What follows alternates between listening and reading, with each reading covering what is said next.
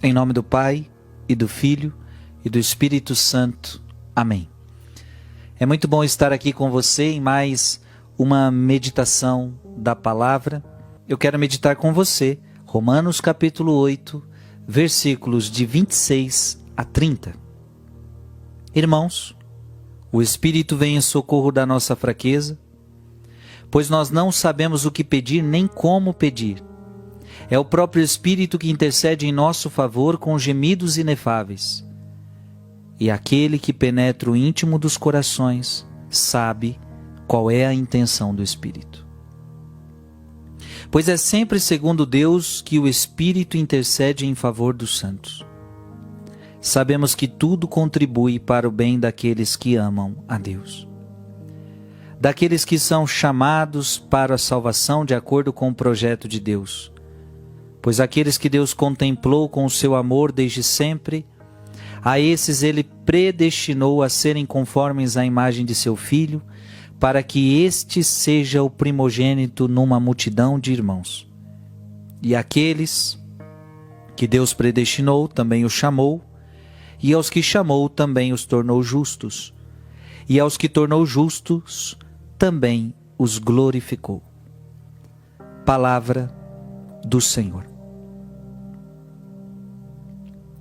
Eu gostaria de trazer a você uma palavra muito importante nesse dia. Sabemos que tudo contribui para o bem daqueles que amam a Deus.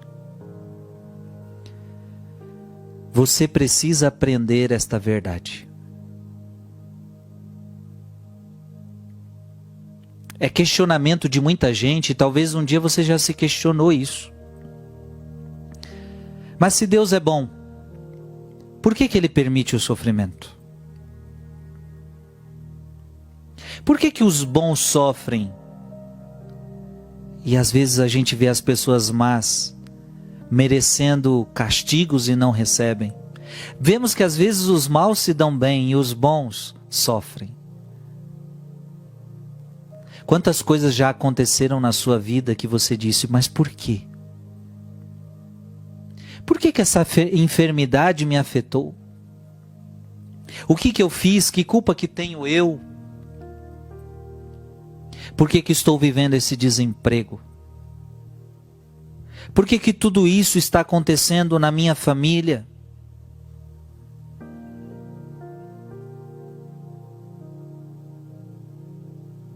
E muitas vezes nós começamos a querer, e veja, a gente é assim, né? A gente quer achar um culpado, e nós começamos então a achar que é Deus quem está mandando o sofrimento para nós. Então tem pessoa que diz assim, que parece que aquela doença foi enviada por Deus. Aquele desemprego foi enviado por Deus. Irmão, a primeira coisa que você precisa entender é: de Deus não pode sair o mal. De Deus não pode sair o mal. A doença é um bem ou é um mal? A doença é um mal. Veja que a Bíblia, a maior parte do Evangelho é Jesus curando doentes. Por quê? Jesus encara a doença como um mal. Se a doença para Jesus fosse boa, Jesus não curaria doentes. A maior parte do Evangelho é Jesus curando doentes. Como que ele, imagina, foi ele quem deu e ele quem tira? Claro que não. Ele trata a doença como um inimigo. Então não é Deus quem manda a doença, não é Deus quem manda desemprego, não é Deus quem manda confusão na família. A doença entrou no mundo, o sofrimento entrou no mundo em consequência do pecado do homem. Foi por causa disso. E muitos sofrimentos que a gente tem são consequências dos nossos atos. São consequências dos nossos atos. Por exemplo, falando de doença,